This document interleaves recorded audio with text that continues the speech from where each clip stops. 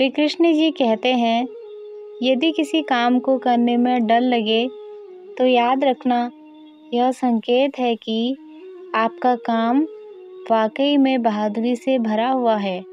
दोस्तों, हमें अक्सर असफलता का डर, कुछ खोने का डर, मृत्यु का डर जीवन में आगे नहीं बढ़ने देता है।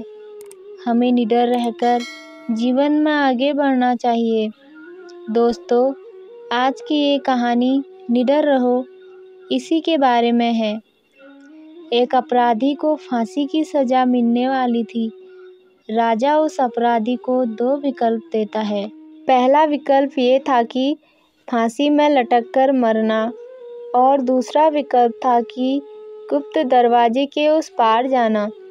लेकिन किसी को पता नहीं था कि उस गुप्त दरवाजे के उस पार क्या है। अपराधी ये सोचकर ही डर जाता है कि उस गुप्त दरवाजे के उस पार क्या होगा। उसने सोचा, क्या पता जंगली जानवर हो सकते हैं, जहरीले सांप हो सकते हैं।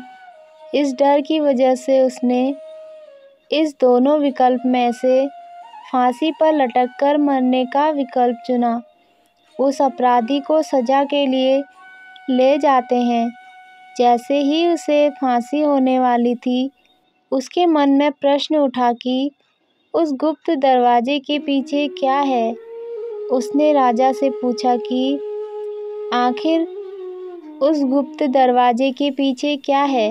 राजा मुस्कुराया और बोला, मेरे दोस्त, उस गुप्त दरवाजे के पीछे तुम्हारी आज़ादी थी। हम हर कैदी को मरने से पहले ये विकल्प देते हैं, लेकिन इस डर से कि उस गुप्त दरवाजे के पार क्या होगा, हर अपराधी फांसी ही चुनता है। और तुमने भी ठीक वैसे ही किया। दोस्तों, अगर अपराधी ने निडरता से दूसरा विकल्प चुना होता तो आज उसे फांसी की सज़ा नहीं होती, लेकिन उसके डर ने उसे आगे नहीं बढ़ने दिया। हम सभी भी इस अपराधी की तरह कई सारे गलत फैसले अपने डर की वजह से ले लेते हैं और बाद में पछताते हैं। बाद में पछताने से कुछ नहीं होता है। इसीलिए हमें किसी भी समस्या का समाधान डर कर नहीं, लेकिन निडरता के साथ करना चाहिए। डर की वजह से ही हम अपनी ज़िंदगी के कई सारे अच्छे मौके गंवा देते हैं और यही डर हमें आगे बढ़ने नहीं देता है। एक इंसान को अक्सर असफलता का डर, कुछ खोने का डर, मृत्यु का डर जीवन में कभी भी आगे नहीं बढ़ने देता है। इसीलिए हमें डर कर नहीं, बल्कि निडरता से ज़िंदगी में आगे बढ़ते रहना चाहिए। हमें कठिन से कठिन समस्या का भी डर कर नहीं, डटकर सामना करना चाहिए।